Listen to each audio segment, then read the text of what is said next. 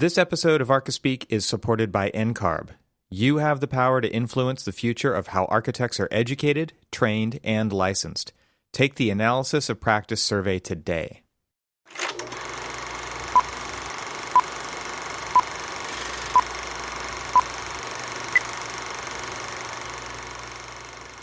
So, good trip? Good time off? Did you get away? Did you? So there's this thing that I keep hearing people talk about. It's weird because I've just been foreign. Is it a foreign concept? I think it's even a foreign word. Have you ever heard of this before? Oh, I don't even know if I know how to pronounce it right. Weekend? Am I pronouncing it right? That right? Yeah. Yeah. Like, meanwhile, a supervisor is somewhere saying you're doing it wrong. Yeah, I know, right?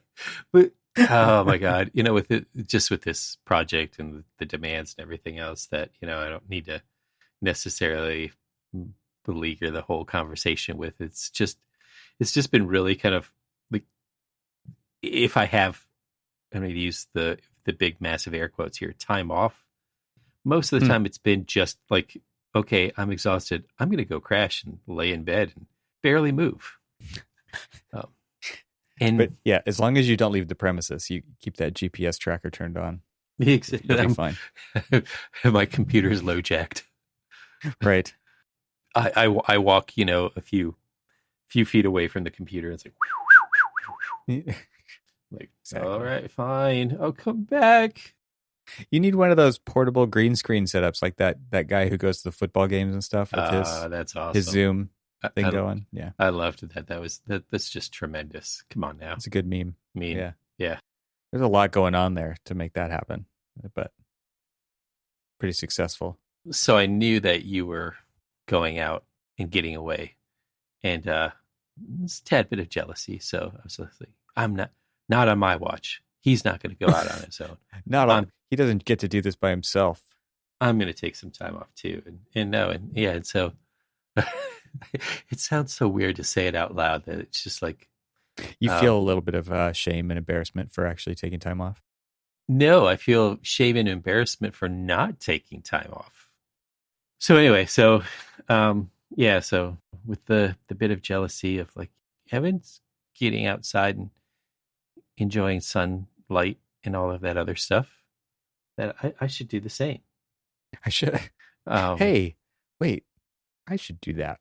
Yeah, no, and I decided that I was going to surprise my wife and daughter with a Valentine's Day gift. Oh, how cute. I am still one of those people who do that. Wow. Surprise my wife with a Valentine's Day gift. And it was more actually a surprise to my daughter. We decided to just get away. It was only a day trip, but it was a day trip, which, I will say one thing about living on the East Coast, and we've talked about this before, but I'm always like so surprised at like how close things really are. Mm-hmm. In Florida, you drive 3 hours. I don't think you are allowed to be surprised at that. I would be surprised at that. Well, because everything is very far from me. Okay. Very far, but so growing up in Florida, you drive 3 miles or three hours. Guess what? You're still in Florida. It's in Central Florida where I was at. You're driving. You're still in. You are like you're landlocked for one thing, and if you're driving, and if you're in like Southern Florida or Central Florida, 3 hours does not get you out of the state, and so that's sort of what I kind of always just felt. It's just like, wow, everything's so far away. Oh, I need to go to. Like I remember when we had moved to Florida and we'd travel back to Michigan to visit family, and it felt like it was just like years away, and so 3 hours away gets us all sorts of different places: Virginia, Pennsylvania, West Virginia, you name it. But the place that we decided to go was New York City. What was even great about it was that we went to a Broadway play. Nice. A Broadway Never play. done that. That's cool. Never. So, we've seen plays before, but we've never actually seen Broadway plays. Mm-hmm. And, So what'd you see? So we saw what my daughter has been wanting to see for quite some time. Has seen it on Disney Plus, I feel, hundreds of times. Listened to the soundtrack, I feel, hundreds of times. Okay. Can you figure out where I'm going with that? I can. I think I can. A little bit of history trip. Okay. Saw Hamilton, and it was history in a big city. Oh That's my cool. Lord. It was amazing. I mean, it wasn't the original cast. It's the new cast. And it's amazing to, it was in this beautiful theater, it's renamed the Richard Rodgers Theater on Broadway, beautiful historic building. I'll get into the architecture part of it in a second, but when you're actually in the theater, it's, a triple tiered theater, but it feels you're like so close to the stage. And of course we bought our tickets like at the last minute. So, we were one row from the back wall, but being one row from the back wall, funny enough, was just as good. Well, okay. It's a little hyperbole there, but yeah, it wasn't as good as being in the front row, but it was still pretty good because like there was no bad seats. Well, there was no bad seats, and there were no heads in our way. And so we were, the rake is so high. Yeah, the rake is high, and we're up there high, and you could feel the reverberation, in the sound system, and that's cool. These just amazing voices and these amazing talents of these actors on stage. I mean, it would have been great to actually be able to see what their faces looked like, but you turn on the zoom on the camera. Oh no. You're not allowed to do no photography. Yeah. No photography, no digital recording, no nothing. And right. If you even are remotely seen, in fact, actually, not only there was a guy walking around, one, making sure that you were always wearing your mask, and two, making sure that you weren't doing any digital photography or any kind of recording or anything. And I actually had witnessed a group of people in the audience actually bust another person in the audience. And it was so hush hush. It was like public shaming, but they got publicly tossed out. Oh, wow. Boom. Done. Bouncers. Everyone's a bouncer now. Yeah. Jeez. Yeah. I think that's, it's, I had this feeling that it was just this is what kind of culture of online shaming that we do. Cancel culture. Yeah. Has it's jumped out and taken to the streets, where it's just they said that you weren't supposed to do any digital photography, and you're out there doing digital photography. You have been served, and it gets tossed out. Yeah. Jeez. You're like, come on now. I mean, they just wanted to take it. In fact, it was just, they literally just took a picture, Yeah. And so it was, but anyway, that didn't diminish from the fact that it was an absolutely amazing performance. And as many times as I've seen it on Disney Plus, because especially during the summertime when my daughter was not at school and just decided to watch TV all the time because you really couldn't go very many places, it was, I have pretty much the entire soundtrack stuck in my head. I bet. And even though there's the slight variations, it was just where do they find these people? Their voices are so powerful. They're the guy who played George Washington. I mean, if you didn't get chills, if you weren't moved by the power of this man's voice, you're either asleep or dead inside, or dead inside while you're sleeping. It's good to hear, though, that you're not either one of those. Oh my gosh, sitting at the desk as much as you do. I'll tell you what. I mean, some of their performance were help me out here. I might tear up a little. Yeah. I'm not crying. Cool, you're man. crying. I'm not. And so I was just okay, this is to. I'll be absolutely honest. I've never really been into musicals, and I've never really been to a musical. But this one, if this is what musicals are on Broadway, won't be my last. You could do some more. Yeah. That's cool, man. I'm excited that you got to do that. I'm not sure I'm built for Jersey Boys, but I'm sure I could find another one. There's so many.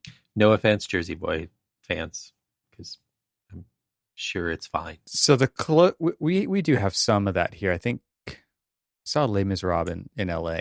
Vegas has some amazing Cirque du Soleil shows, and that the theatricality of it, and the performance and the timing, and there's so much that goes into that is just, as an architect, it's very interesting to watch how all of the mechanics work in addition to the performances. Obviously, it's all about the performances, but there's kind of this other layer of stuff that's going on. And people who have been into theater for their whole lives know exactly what I'm talking about. There's this front of house, back of house kind of concert going on all the time. And I think that's what was so fun about working on a performing arts building that I did for one of the high schools down here. And it was not a high school level theater. I mean, they spent a lot of money on this theater. And it was incredible to be involved in, designing the rigging and the lighting and the catwalks and to support all of that stuff that happens back of house, and the scene shop and the way that they can move stuff on and off the stage. And they've got the surround, and there's just so many neat things about theater to make it about the performance that has to happen functionally for the architecture to make that happen. It's really cool.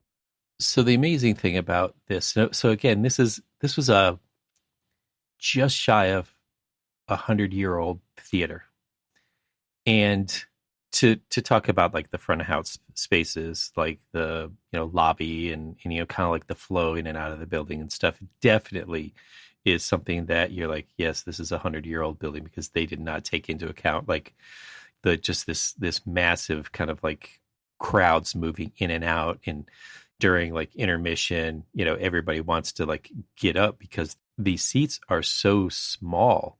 And like, here I am just shy of 6'2", and I'm sitting in these seats and my knees are kind of like hanging over the seat in front of me. And I'm like, I really hope a tall person doesn't come and sit in front of me, not because they'd be blocking my view, but they'd have my knees in the back of their head. Because they have nowhere to go. Because they have absolutely nowhere to go. And so, like, obviously, that part of it is just showing its age. Okay, fine. But what was interesting about it, though, is I'm sitting there and I'm watching the choreography, not just the choreography of the actual performance, but the choreography of them moving the set around, because it's a fixed set. So there's like there's three. It's basically like the three walls that kind of like take place throughout the history of like Hamilton coming to, spoiler alert, Hamilton coming to the U.S. and then his rise to fame in the political system and the fight for independence and all of these other things. And then ultimately, big spoiler alert, him getting shot and dying. And so I don't know if that's a spoiler anymore. It might be. Some US people history. may not know. But yeah, maybe. But what was amazing, the play and the history, they're kind of tied together. Yeah. But what was amazing about it is sitting there watching the choreography of them moving around certain pieces of the set that just flow with not only the choreography of the actual performance, but when the lights go down and they like are showing just like, spotlighting one particular person, and you can, and I can see, you see a little movement going on everywhere around them. Yeah. But it's just like so like beautifully done that maybe not an architect, but somebody who's architecturally minded worked on that set. And I know a lot of set designers who used to actually be or had gone to architecture school and then later pursued a career in set design. And so I know that they're architecturally minded. And just to see how things are like beautifully, just like things interlock and all this other stuff. I mean, it was just but to look at the way that the design of the theater, and obviously it's been updated because now they have like, catwalk systems and stuff that are kind of like hanging down below this beautifully plastered, ornate, ceilings. So it's been modernized, but, to just kind of like really see the way that like the acoustics play out. I mean, we're designing it started off as a true theater. And then the program kind of like tapered down, and then they thought it was just going to be like an amphitheater. And then they started talking about the things that, would they envision happening in this auditorium. And now the auditorium has become a theater light. So I would say it's probably on par with maybe, like around what you did for that high school, because it was a performing arts high school, right? Or a performing arts level auditorium or theater, right? Yeah. I mean, I remember you sending me pictures of it, and it was just like you were just like, and this is a high school. I'm like, wait, what? I've designed some high schools with some, auditoriums, and we didn't do that. Yeah, it had a balcony. It had everything. Oh, it was just amazing. And so this is going to be, something very similar to that, where dignitaries and things like that will be. And so, but, it's just to like see all of the different intricacies that go into it. I think you and I were talking a little bit earlier before we really started rolling about how so many different trades go into the design of certain rooms. And in the case of like this one, we've got a, acoustician, we've got our mechanical, we've got our structural engineers, we've got our theater designers, we have the architects, and we have the interior designers and all of these other people. So now I have like, what did I list out? 7? Yeah. At least 7. At least 7, but that's not structural, like, is huge. Yeah. Yeah. But that's not even like all of them. I mean, like I've lumped MEP together, but there's like, you can expand that out to even further ones. And then just like thinking about the systems that pass through here and how you have to control sound and noise and everything else through like, your simple systems and things like that are way above and beyond the thoughts that you would normally do. Let's take a quick break to share more about our sponsors. NCARB's analysis of practice study is your opportunity to shape the future of architecture. Participate in this industry-wide survey to share your experiences and insights from working in architecture, engineering, or construction. Your feedback will help guide changes to what being a licensed architect looks like and impact how architects collaborate with other professionals in the future. Whether you're an architect or you work with architects, NCARB wants to hear from you. Make sure your voice is heard. Contribute to the analysis of practice study today. Sign up at ncarb.org/AOP.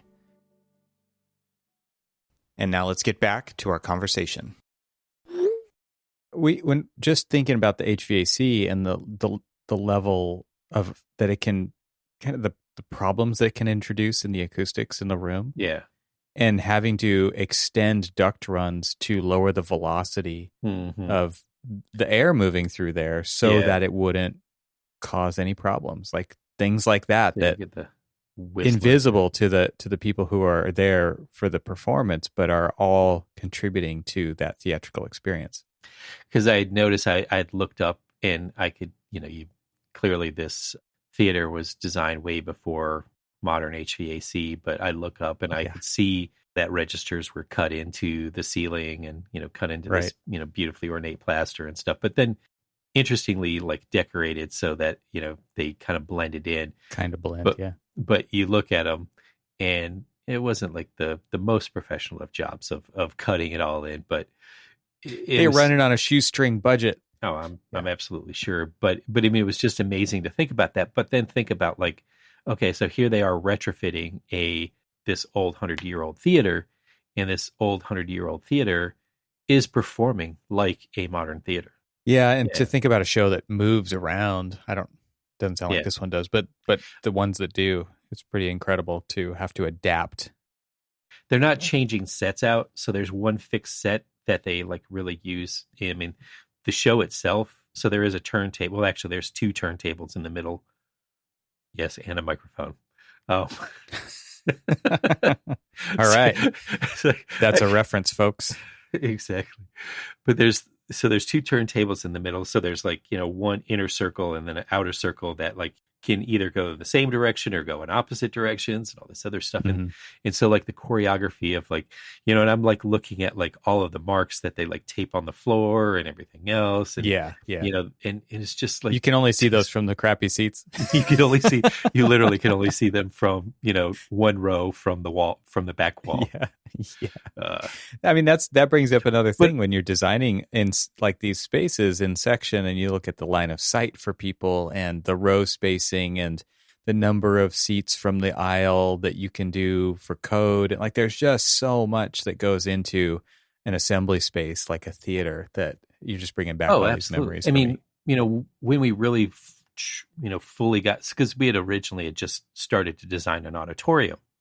And then as the program started to change again, we're like, oh, you know, we really need to have a theater consultant come in. And so we had the theater consultant come in, and they started to overlay all of the rules and regulations and just what makes a real performance arts center, you know, work properly. And so, you know, they had started to come in and say, well, you need to lower your balcony half a meter because because the view angles that you need for this. Mm-hmm. And right now you're up a full meter higher than you need to be. You can we really want you to bring it down the full meter, but we understand that lower ceilings and everything else on the spaces below, and plus running any kind of HVAC within those plenums would be completely eradicated. Right. And so we kind of like found that sweet spot of the middle, but then it also said, okay, then what we need to do is we need to reconfigure the stage like this, and we need to do this. And these are things that I guess, like, I don't want to be offensive, but out of the box architects don't really know, you know? Yeah. And you need those subject matter experts. You can't know everything about everything, right? Exactly. Like there are specialty spaces that need specialty people. That's all they think about. Yep. Absolutely. Yeah. Yeah. That when it comes to like, how much space do you need for rigging? Who draws all that? Like, it has to all be drawn. It's the grid above the fly loft, and how it's attached to the loft, and how the rigging runs past that, and how does that interface with the curtain? And oh my gosh, there's so many things that go into that. Yeah. I mean, right now we've been going through kind of a redesign of the green room, because we had like a green closet and not really a green room. Yeah. And so we've been trying to carve out some more space, because, you know, I mean, once you have a fixed borders, you know, like if you're built up to the property line, which we are, you don't have, you've just got to get very creative. Yeah, you start fighting for inches for everything. And we had an orchestra pit in ours, and you know, there was a temporary framework that would go in there to hold up the stage when they didn't want the orchestra pit, and you want to get HVAC down in there because the orchestra can't cook while they're performing, and all of these things. And then and access. I think circulation is such an interesting part of the theater design process, because you need the stage to be accessible. You need the mezzanine balcony area to be accessible. You need everything to be accessible. Even your control booth in the back of the theater is elevated so that you're above all the people in the room, and that's another type of accessibility. And having all the clearances for all of these different things, and how many steps people can go up and down, and is there going to be a guardrail on the front of the balcony? What's the guardrail made out of so that people can see through it? And like, I'm sure it's different in a high school environment than a professional environment. Like, there's all of these things that it is layers upon layers of complexity. It's a really fun design challenge. That's the kind of thing where it's like, what are we going to do today? And it's like, for the next 2 weeks, you're going to learn all about the proscenium. And it's like, what's a proscenium? Yeah. I was going to say, you know, I don't remember learning the word proscenium in school, but sure do know about it now. Well, yeah, I mean, right. I've known about it for a while, but what's so interesting is even the acoustics. I can't these clouds, they call them, in the ceiling, you know, that and they're arched or angled in different ways. And what's so interesting to me is I always thought that they kind of aimed toward what's happening on the stage or away from it. Like, I wasn't really sure which direction, because it's like, you know, they're there. You go into theaters and you see them, but you don't really think about invisible sound waves and what they're doing when they hit those, and how they're designed especially up at the proscenium, to project audio out of the stage environment into the audience. And then you get to the back of the room and you're thinking about, okay, now how do we trap it there? Like, we don't want it bouncing back toward the stage anymore. So there's all of these acoustic baffles that are up on the ceiling and on the back wall so that they absorb the sound once it gets there. Because especially if you are towards those back rows, you don't want to hear the performance twice with a slight delay. All of those things come in, and like acoustic modeling has to happen. And it's insane the amount of coordination that has to happen in a theater. It's so cool. I don't know though. I mean, Hamilton was pretty good, so I wouldn't mind hearing it twice. In short succession. Exactly. What? Well, they spoke like that, didn't they? Yeah. I'll give you what? Do I repeat myself? Well, I had the exact opposite environment, I think, on my getaway. I was out in the middle of Death Valley, and there was nothing like what you're talking about there. No, I remember I sent you a photograph of Times Square all lit up, wide angle and everything else. And it was just like everything was kind of like coming in on you. And you literally are just the opposite. Yeah. It's like, here's a picture of a ghost town. It's interesting to think about how different of a place we were in at the same time. And I was even just lucky to have cell service at that point. Right? So it doesn't exist out there in a lot of places. So kind of interesting to think about. But yeah, what a fantastic getaway. Like, just I for both of us, it was really good to just get away from the chair and the desk and the computer and do something.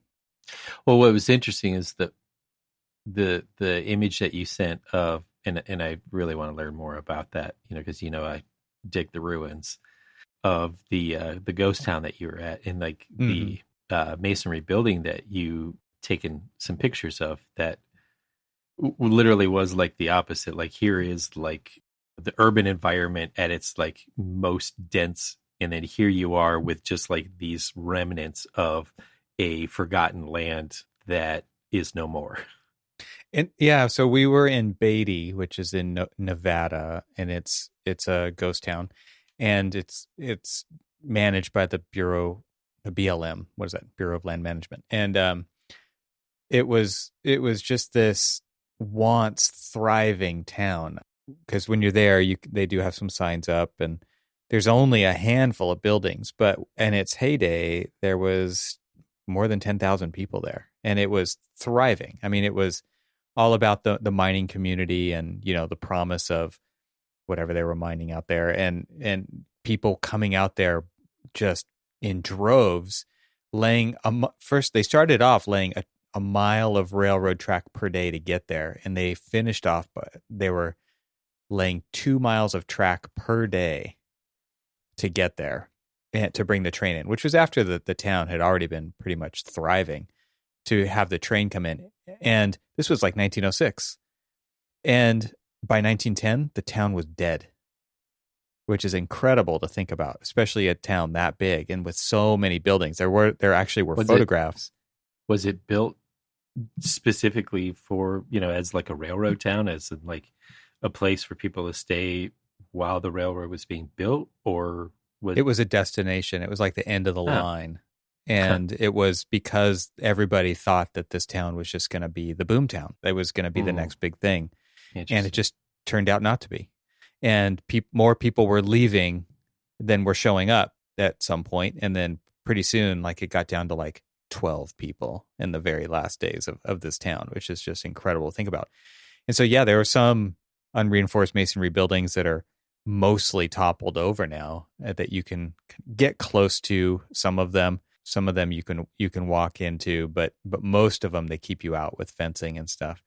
There's this incredible bottle house there that's made out of like 50,000 glass bottles, and I guess it's been pretty popular in different movies and things like that. A lot of movie stuff has been filmed out there. I think my wife's mentioned something about it being in the island with I think that was Ewan McGregor. One of those places that just disappeared off the map, and now it's it's barely a thing at all, and it's out in the middle of nowhere, literally, right? Like this is the kind of thing you think of when you're out in the middle of what the middle of nowhere looks like. It's that kind of place. Yeah, like I said, couldn't be any different than New York City, but also just to kind of read about the transformation that it went through and how fast it went up and down is pretty incredible to think about. Not just architecturally, but just as a culture and a community and things like that. So really cool. And that was just one of the stops we did. We were in the park, and we drove a lot. We actually drove to the racetrack, which is a pretty famous destination in the kind of northern part of the park, which we had not been to before, which the racetrack refers to, I wasn't aware of this, but the shape of the dry lake bed, not the actual phenomena, which people go there to see, which is these rocks that are maybe the size of 2 or 3 shoeboxes that appear to have they have these paths behind them. And so it looks like these rocks are kind of like peeling out or something on the dry lake bed. But the phenomena is so that nobody can really understand how this happens, or they couldn't until they solved it. I think they said that they solved it in 2014. So they've known about this place for a long time. And scientists would go out and study it and try to figure out, how in the heck are these rocks moving? Is it just the wind? Like, what's going on? And it turns out that, I guess, this dry lake bed, it takes perfect conditions for this to happen, but it has to rain, which it rarely does out there. It has to fill the dry lake bed with a few inches of rain, which then has to freeze. The rocks get captured in the ice, and then the wind has to blow. So another, thing has to happen so hard that it's busting up the ice, and it's sliding on layers of ice below it, or I don't know what, but it's kind of basically lifting these rocks and then pushing them along with 70 or 80 mile an hour winds very slowly, and leaving these paths behind these rocks. And then it all evaporates and dries up and goes away. And then people show up, and you see these rocks with tracks behind them, like they've been slowly pushed across the dry lake bed. And so it's pretty cool. I'll try to remember to put some pictures of this in the show notes. But if you just look it up on Google, just Google Death Valley Racetrack, and you'll see what I'm talking about. Very interesting place and it takes so long to get out there, because it's like 30 miles of washboard dirt roads, which you can't go very fast on. And so it's just way the heck out there, and there's no services, no facilities, nothing. You're just on your own, way the heck out in the middle of nowhere again. That was probably the highlight, though, for me, because it was, like I said in the last episode, been going out to Death Valley my whole life and never had made it to the racetrack or to Beatty. So it was kind of fun to see some new things that never experienced before. I can confirm that your wife is correct, that area, that ghost town, is featured in the movie The Island with Ewan McGregor. And I guess they were looking for a slightly more contemporary place of ruins, and also in Detroit. Oh, speaking of ruins. Hey now. Jeez. Maybe at the time, but it is definitely becoming a different place, Detroit, as well as the constant decay of Death Valley. So anyway, that was my trip for the most part. It was fantastic to get away. I spent a lot of time driving, a lot of time in the car. I put 1,000 miles on my trip, so it was just wow. And that was just what, 3 days, 4 days? Yeah, 3 days. So yeah, sounds very familiar.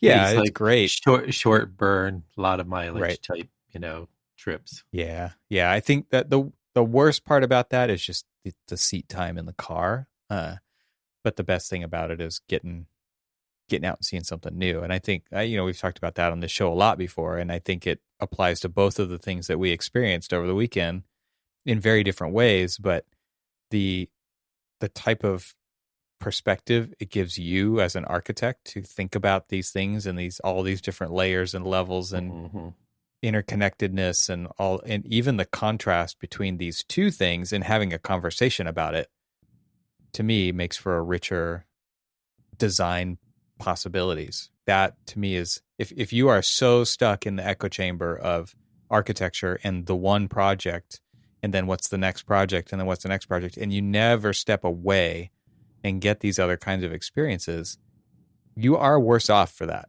Like, you can't get it all from scrolling through Arc Daily or flipping through Dwell. You just can't do that.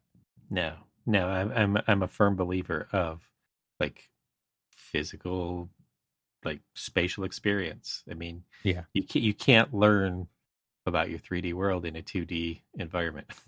Right. Totally. Yeah. That's a perfect place to end it. And that, kids, is one to grow on. Thanks to NCARB for their support of this podcast episode. Visit ncarb.org/AOP and contribute to the Analysis of Practice survey today. Thanks for listening. This show is part of the Gable Media Podcast Network. See all the shows at gablemedia.com. That's GABLMEDIA.com. You can help support what we're doing here by leaving a 5-star review on Apple Podcasts to help get the word out, and don't forget to share it with your friends. We'd love to hear from you, so leave a comment on the website at archispeakpodcast.com, where you can find our entire catalog of shows. Talk to you soon.